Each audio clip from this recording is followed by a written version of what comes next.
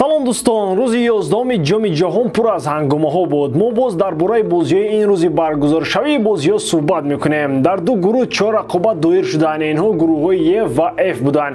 Ягона дастае ки аллакай аз идомаи роҳи мубориза бенасиб буд, ин тими миллии Канада ба ҳисоб мерафт. Дигарон ҳама имконияти баромаданро нигоҳ медоштанд. Чун анъана ду бозии охирини гурӯҳӣ дар як вақту соат баргузор шуданд ва мо ҳам дарҳол аз рӯзномаи ҷоми ҷаҳон оғоз мекунем.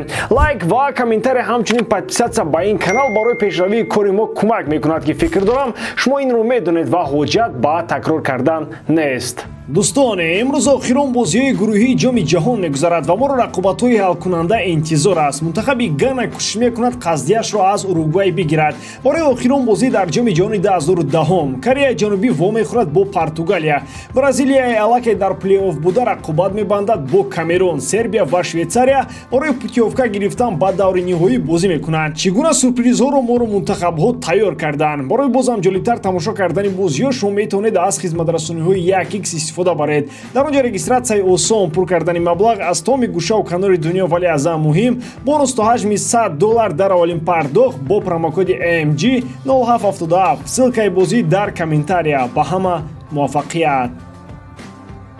шаби гузашта аввалтар рақобатҳои тимҳои миллии Марокко, Канада ва Белгия, Хорватия баргузор шуданд. Ҳаким Зиеш ним сол пеш корномаи худро дар тими миллӣ нуқта гузошта буд то боз қавитар баргардад. Дар ниҳояти кор ба ӯ дар сафи мунтахаби Марокко шароитҳои мусоидро барои бозии сабки хоси ӯ таъмин карданд ва ин натиҷа овард. Дар ду рақобат пайопай Зиеш беҳтарин бозиро нишон дода истодааст. Дар ғалабаи муҳими Марокко бар Канада нақши футболбози Челси бениҳоят бузург мебошад. Марокко дар гурӯҳе ки ду дастаи аврупоӣ, яке ҷоизадори медалҳои нуқраи мундиали соли 2018 ва дигари бо насли тиллои Хорватия ва Белгия қарор доранд бо дарёфти зинаи якум аз гурӯҳ баромад. Дар куҷое хондам ки Канадаро хеле хуб ба футболбози белгӣ Караско шабоҳат доданд. Хеле хавфнок аз канорҳои майдон, вале бефоида дар гол задан ва дар марказу хатти дифоъ. Барои ҷои дуюм боризаи Хорватия ва Белгия хеле пуршиддат ҷараён дошт. Белгиё ба ғалаба хеле наздик буданд ва маҳз пирӯзии онҳоро ба марҳилаи навбатӣ мебаровард. Лукако давоми чандин солҳо дар сатҳи баландтарин бозӣ дорад. Ӯ ҳамеша дар лаҳзаи муҳимтарин аз сатҳи бозингари хуб ба футболбози топ гузаштан шарманда мешавад. Ҳамин кор дар бозии дишаба боз такрор шуд. Он имкониятҳое ки Лукако истифода накард, ӯро бояд дар утоқи либосивазкунӣ ҳамакаса мезаданд. имконияти охирин барои насли тиллоии Белгия бо нокомӣ ба анҷом расид. Бо Вертонген, Алдервердер, Азар, Лукако, Мертенс ва албатта Де Брюйне ки аз аввал имкониятҳои Белгияро ба 0 баробар медонист, хайру хуш кард. Соли 2026 чеҳраҳои нав хоҳанд буд. Аз гурӯҳи мазкур ба плей-офф Марокко ва Хорватия баромаданд. Бозиҳои ҷолиб ва сенсатсияҳо моро дар гурӯҳи дигар интизор буданд. Олмон бар зидди Коста-Рика ва Испания бар зидди Ҷопон бозӣ мекарданд.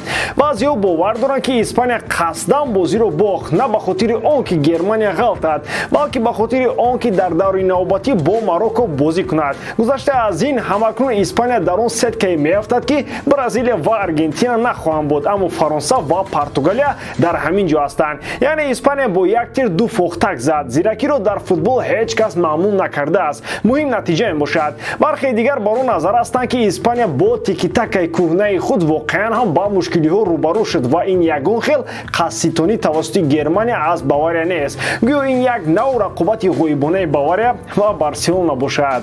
ба ҳар соне набошад дастаи дуюми осиёӣ дар ин ҷоми ҷаҳон аз гурӯҳ баромад. Коста-Рика ва Германия набарди ҳақиқӣ доштанд. дар як ҳолат Коста-Рика ҳатто пешсаф шуд, вале ин танҳо 3 дақиқа давом кард. Олмон бо ҳисоби 4-2 дастболо шуд, вале ин ҳисоб онҳоро ба ягон ҷо набаровард. аз ҳама хандовараш он мешуд ки агар Олмон ҳам ба қасди Испания бозиро ба Коста-Рика медод ва ҳар дуи дастаи аврупоӣ аз гурӯҳ меафтиданд. Олмон худаш айбдор аст. ин дигар синдроми баъди қаҳрамонӣ нест. онро соли 2018 дидем. дар чунин гурӯҳ Германия бояд ҳамаро титу пора мекард, аммо ҳақиқат дигар аст. лидерони даста шаб ба ҷои фикри бозиҳои пагоина шишта андеша мекунанд ки боз кадом ҷояшонро биқапанд то дастгирӣ аз ақалиятҳои ҷинсӣ намоянд. аз ин гурӯҳ Ҷопон бо ишғоли зинаи якум ва Испания бо дарёфти мавқеи дуюм аз гурӯҳ баромаданд. дар даври яккашниҳои Ҷопон бо Хорватия ва Испания бо Марокко ба майдони набард хоҳанд омад. агар Марокко Испанияро барои гурехтан аз сеткаи мушкил ҷазо бидиҳад, хандаи ман 3 соат давом хоҳад кард. бруно фернандеш метавонад нимҳиматгари реал мадрид шавад. футболбози хатти марказии майдон дар маркази таваҷҷӯҳи рӯбарати мадридиё қарор дорад. бозингари номбурда дар манчестер юнайтед яке аз лидерони асосӣ буда худро хушбахт эҳсос мекунад, вале ин маънои онро надорад ки ӯ аз гузариш ба реал даст мекашад. барои ба сатҳи нав баровардани карьераи худ фернандеш метавонад ба ин трансфер розигиашро бидиҳад. гапу чап ҳамин ки фернандеш муқобили гузаштан ба сафи мадридиё нест. бояд донист ки реал аз замони дар ҳайати спортинг бозӣ кардани фернандеш ба ӯ таваҷҷӯҳи хос дошт. он вақт манчестер юнайтед хоҳиш ва майли бештарро нишон доду нимҳиматгари португалиро ба ҳайати худ овард. реал чанд муддат дар ин масъала оромиро интихоб намуд, аммо дар ҳамин шаб рӯз мароқи реал ба фернандеш боз бедор шудааст.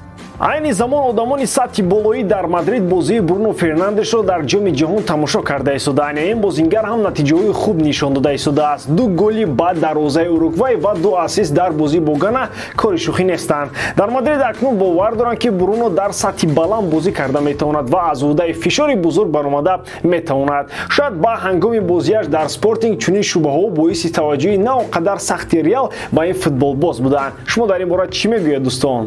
манчестер юнайтед дар ҷустуҷӯи ҳамлагари нав аст ва ҷоми ҷаҳон майдони хуби гуфтугӯ мебошад. номзади асосии худаш рӯи об баромада истодааст. ин албатта коди гакпо мебошад. манчестериҳо метавонанд диққати худро ба ин футболбоз хеле зиёд намоянд. агар мо гӯем ки девҳои сурх аввалин бор ба коди гакпо таваҷҷӯҳ карданд, ин хато хоҳад буд. тобистони соли ҷорӣ манкуниянҳо ният доштанд ки ин бозингарро бихаранд ва аммо он вақт шубҳаҳо атрофи бозии ҳамлагари ҷавон зиёд ба чашм мерасиданд. дар ниҳоят манкуниянҳо антониро аз дастаи аякс хариданд. охиронро эрик тен хаг гуфт акнун худи ҳамин мутахассис мехоҳад тамоми аслиҳаи худро барои ҷалби гакпо истифода барад. коди медонад ки таваҷҷӯҳи дастҳои бузург оҳиста оҳиста ба ӯ бештар шуда истодаанд. гуфта мешавад ки бо ӯ мутахассисон хеле кори хуби инфиродӣ анҷом медиҳанд. ҳамчунин тавсияҳоро ҳам ҳуҷумкунандаи ҷавон аз одамони мефаҳмидагӣ мегирад. нархи кунунии коди гакпо 45 миллион евро гуфта мешавад, аммо псв метавонад ин ҳамлагарро ҳамчун асбоби фурӯшӣ дар ауксиони бузург истифода барад. барои ҳамин 45 миллион барои ӯ арзиши арзон ба назар мерасад. бачаи ёш дар аввалин ҷоми ҷаҳони худ дар 3 бозӣ паёпай 3 гол зад. шумо мегӯед 45 миллион евро. энсо фернандес нимҳиматгари аргентинӣ грандҳои футболи испанияро водор мекунад ки ба шикори ӯ бароянд. агар қаблан танҳо реал мадрид ба ин бозингар таваҷҷӯҳ карда буд, пас ҳамакнун барселона ҳам ба рӯйхат ҳамроҳ мешавад.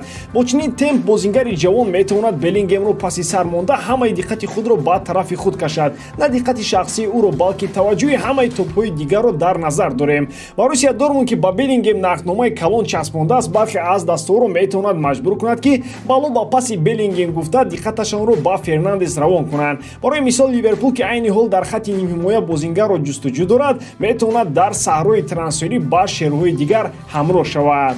дормундиё барои белингем беш аз 100 миллион евро талаб доранд. бенфика ки айни замон энсо фернандес шарафи онро ҳимоя мекунад, дастаи хоксортар аст. дар бозори кунунӣ арзиши ӯ танҳо 35 миллион евро гуфта мешавад. реал мадрид ва ливерпул метавонанд дар равзанаи зимистона то 50 миллион ба бенфика пардохт карда ҳамватани мессиро ба сафи худ хонанд. барселона тибқи хабарҳо ният дорад ки тобистони соли 2023 масъалаи харидани энсоро мавриди баҳс дар доираи асосӣ қарор диҳад. қарордоди кунунӣ нимҳиматгари аргентинӣ бо бенфика то соли 2027 амал хоҳад кард. ба ҳамин тамом бори дорам ки эҷодкорӣ ман ба шумо писанд меояд. лайк, комментария ва дар канал обунаш даро аз ёд набароред. бо шумо мисли ҳар вақта муҳаммад гайров. хай бародарон, дар паноҳи аллоҳ.